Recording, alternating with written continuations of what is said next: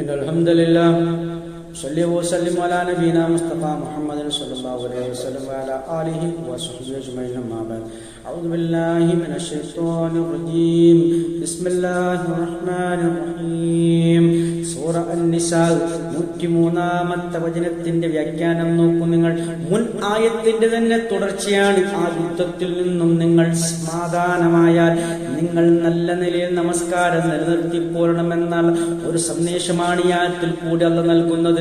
ഫൈദാ ഖളൈതുമുസ് സ്വലാത്ത, നിങ്ങൾ നമസ്കാരം പൂർത്തീകരിച്ചു കഴിഞ്ഞാൽ ഫദ്കുറുല്ലാഹ്, നിങ്ങൾ അല്ലാഹുവിനെ ഓർക്കണം.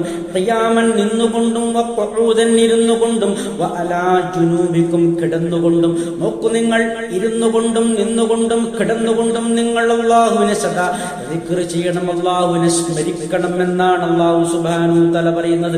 ഒരിക്കലും അല്ലാഹുവിന്റെ സ്മരണയിൽ നിന്നും നിങ്ങൾ അശ്രദ്ധരായി പോകാൻ പാടില്ല. ഫൈദത്മഅനന്തും, ഇനി നിങ്ങൾ സൗഖ്യമുള്ളവരായാൽ, സമാധാനമടഞ്ഞവരായാൽ എന്ന് പറഞ്ഞാൽ ഈ യുദ്ധ സാഹചര്യങ്ങളൊക്കെയും ഒഴിഞ്ഞുകൊണ്ട് നിങ്ങൾ സമാധാനം പ്രാപിക്കുന്നവരായാൽ അപ്പോൾ നിങ്ങൾ നമസ്കാരം നിലനിർത്തണം.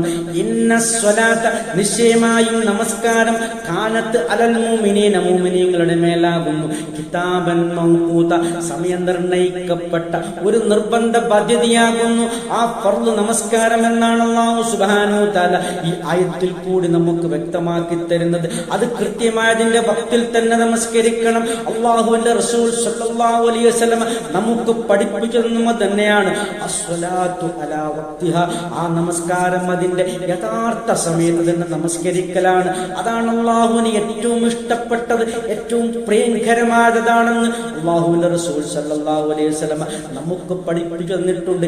ഈ രൂപത്തിൽ കൃത്യമായി ഒരിക്കലും സമയം തെറ്റിപ്പോകാതെ അത് യഥാർത്ഥ വക്തിൽ തന്നെ നാം നമസ്കരിക്കാൻ ശ്രമിക്കണം. ഒരിക്കലും വക്ത് വിട്ട് കടക്കാൻ പാടില്ല.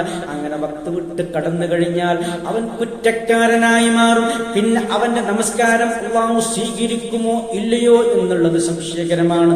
ഈ രൂപത്തിൽ നാം ജാഗ്രത പാലിക്കണമെന്നാണ് അല്ലാഹു പറയുന്നത്. ഈ രൂപത്തിലാണ് അല്ലാഹു നമസ്കാരവുമായി നമുക്ക് വിശദീകരിച്ചു തരുന്നത്. അൽഹംദുലില്ലാഹി റബ്ബിൽ ആലമീൻ.